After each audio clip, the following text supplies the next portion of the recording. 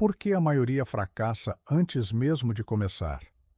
O fracasso, na maior parte das vezes, não acontece por falta de talento nem por ausência de oportunidades. Ele acontece muito antes disso, no campo invisível dos pensamentos. Napoleon Hill, um dos grandes mestres do desenvolvimento pessoal, afirmou com clareza desconcertante: o ponto de partida de toda conquista é o desejo definido. Mas o que ele queria dizer com isso? Vivemos em uma era de informação abundante, sonhos dispersos e metas vagas. As pessoas dizem querer sucesso, riqueza, reconhecimento. Mas, quando pressionadas, não conseguem explicar exatamente o que querem. Não sabem para onde estão indo. E sem direção clara, todo esforço se perde. Como um navio à deriva, à mercê das ondas da dúvida, do medo, da distração. Napoleon Hill passou mais de 20 anos estudando os homens mais bem-sucedidos de sua época. E o que descobriu não foi um talento inato, um golpe de sorte ou um segredo oculto. Descobriu que todos, sem exceção, tinham um propósito claro, um foco ardente, uma decisão inabalável. Eles sabiam o que queriam, e nada os desviava desse objetivo. Neste vídeo, vamos mergulhar nessa ideia central da filosofia de Hill: o poder do pensamento definido. Vamos entender por que esse tipo de pensamento tem força criadora, como ele molda o comportamento, atrai recursos e reconfigura até o próprio destino de quem o cultiva. Se você sente que tem ideias demais, mas resultados de menos, talvez falte isso: direção, clareza, comprometimento interno. E a boa notícia é que isso pode ser treinado. Porque, como Hill nos mostra, o sucesso começa na mente e termina na realidade. Parte 1. O propósito definido, o ponto de partida de toda a realização. Napoleon Hill foi enfático: nenhum ser humano alcança um sucesso notável sem ter um propósito claro, uma meta definida. E isso pode parecer simples, mas é justamente aí que a maioria falha. Porque ter um propósito definido não é apenas desejar algo, é saber o que se quer, com precisão. É escrever esse desejo na mente como se já fosse realidade. Para Hill, o pensamento vago produz resultados vagos. O pensamento focado, por outro lado, tem um poder magnético. A mente humana é como um campo fértil, mas só gera frutos quando a semente que nela se planta é clara, repetida e alimentada com emoção. O propósito definido age como um centro gravitacional da vida psíquica. Ele organiza os pensamentos dispersos, alinha as ações, atrai oportunidades, desperta a criatividade e afasta distrações. É ele que separa o amador do mestre, o curioso do comprometido, o desejoso do realizador. E aqui está a chave: o propósito precisa ser assumido internamente, com convicção.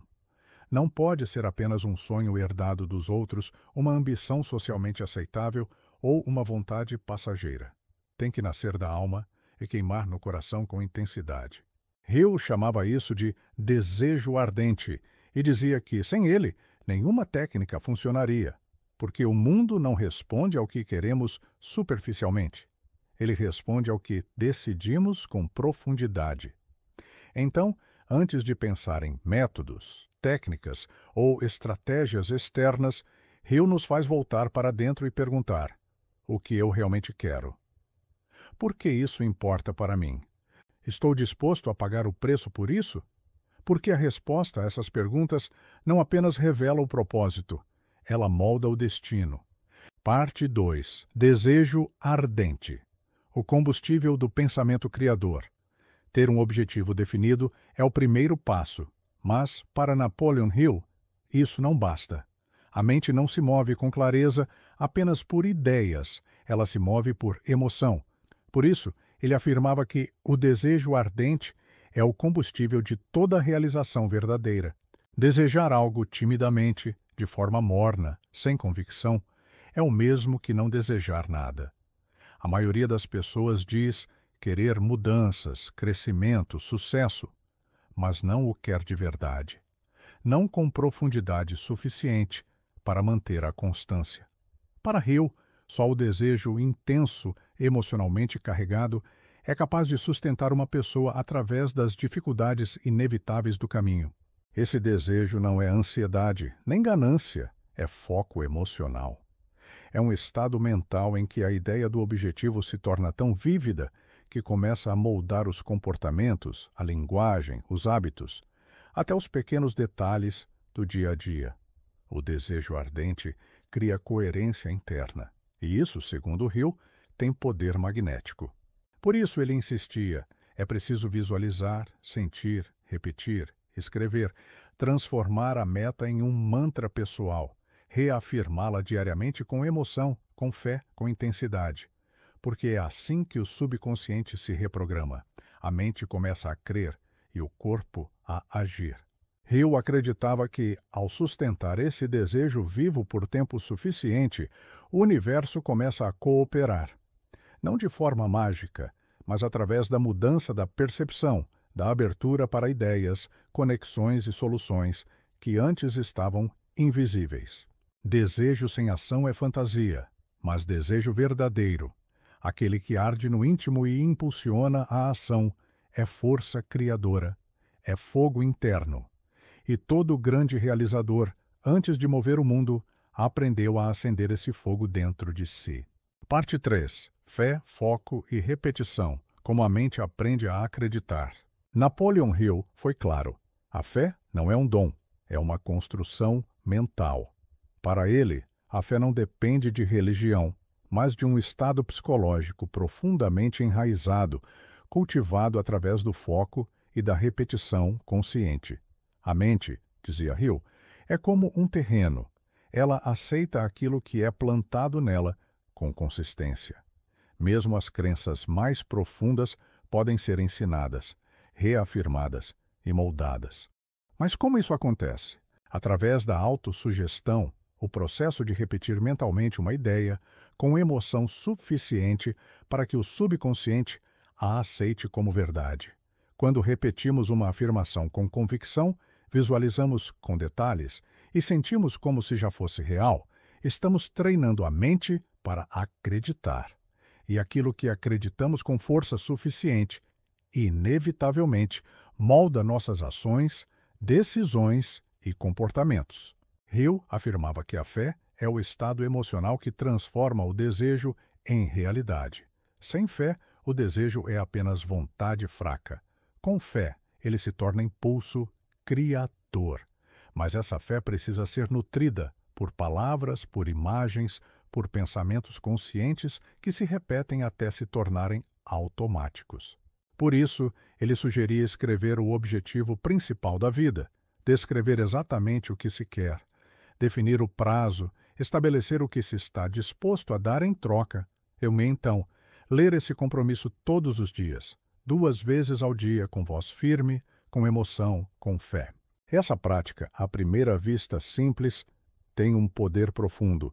Com o tempo, a mente começa a aceitar o novo modelo de realidade e, ao aceitá-lo, começa a agir de acordo com ele. As oportunidades surgem, não porque o mundo mudou, mas porque nós mudamos a forma como o enxergamos. A fé, segundo Hill, é a certeza construída pela disciplina emocional. E onde há fé verdadeira, a dúvida perde força e a ação se torna inevitável.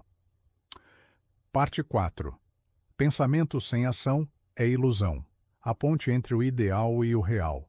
Napoleon Hill jamais disse que pensar positivamente seria suficiente. Muito pelo contrário. Ele alertava com firmeza. Pensamento sem ação é auto-engano. Sonhar é o início, mas só a ação transforma o invisível em concreto.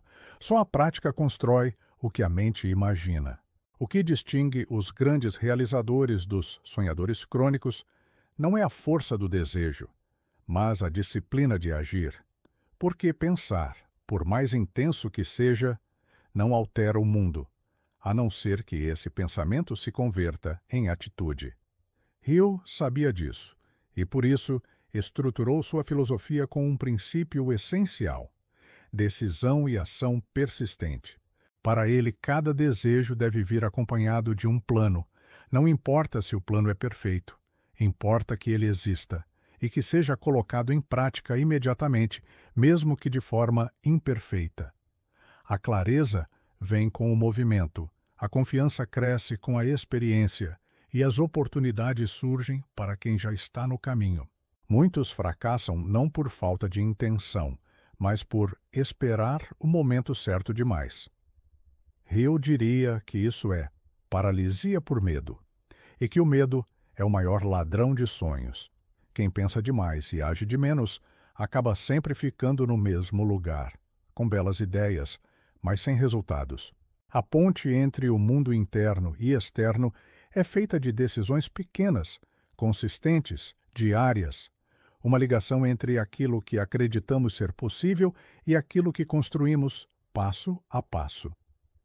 É nesse ponto que a fé se torna realidade, quando o desejo se traduz em comportamento, quando a visão se encontra com o esforço e quando o pensamento desce do plano da ideia para tocar o solo da existência. No final, Hill não nos pede apenas para pensar, ele nos pede para pensar com clareza, desejar com força e agir com determinação. Porque tudo o que queremos está de fato ao nosso alcance, mas só se estivermos dispostos a estender a mão. Parte 5. Conclusão. Uma mente que sabe o que quer, atrai o que busca.